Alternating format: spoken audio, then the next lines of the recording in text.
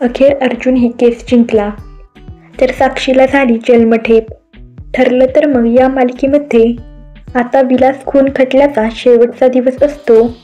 सुभेदार फॅमिली आणि किल्लेदार फॅमिली सुद्धा कोर्टात हजर असतात आणि दामिनीला वाटत असते की ती केस हरणार आहे. म्हणून दामिनी महिपत असे ठरवतात की जर अर्जुनने कोणता मोठा पुरावा कोर्टात सादर केला तर आपण हे सगळं प्रियावर ढकलायचं. कोर्टाची कारवाई सुरू होते.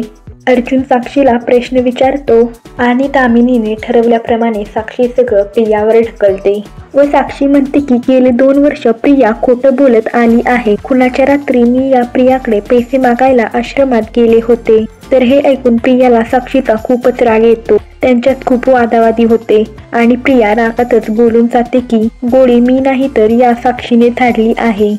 हे ऐकून सगळ्यांनाच धक्का बसतो. तर अर्जुन कोर्टात सांगतो की हेच सत्य आहे. तर दामिनी पटकन बोलते मधुकर पाटील.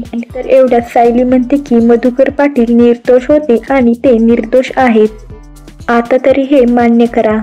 तर अर्जुन साक्षी आणि प्रिया विरोधात कोर्टात खूप सारे पुरावे सादर करतो. तर अर्जुन कोर्टात हेही सांगतो की मी साक्षी शिकरे यांनी आश्रमाची जमीन हडप करण्याचा प्रयत्न केला होता आणि ते त्यांना जमलं नाही म्हणून त्यांनी विलासचा खून केला. पुढे अर्जुन म्हणतो मी या कोर्टाला विनंती करतो की या दोघींना अशी शिक्षा व्हावी की पुन्हा असा गुन्हा कोणीही करणार नाही.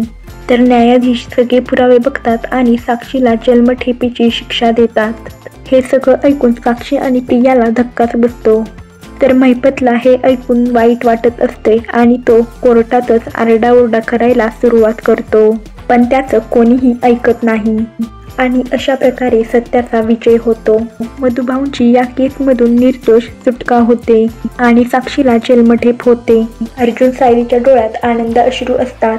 तर मधुभाऊंना खूप आनंद झालेला असतो. तर रविराज यांना प्रिया अशी वागली म्हणून वाईट वाटत असते. तर या मालिकेच्या BTS मध्ये साक्षीला शिक्षा झालेली दाखवलं आहे. पण प्रियाला नेमकी कोणती शिक्षा झाली हे अद्याप समोर आलेलं नाही. तर या केसचा निकाल 20 ते 28 जुलै दरम्यान लागणार आहे. तर तुम्ही हा भाग पाहण्यासाठी उत्सुक आहात का हे कमेंटमध्ये सांगा. व्हिडिओला लाईक करा, शेअर करा आणि असेच नवीन व्हिडिओ पाहण्यासाठी या चॅनेलला सबस्क्राईब करा.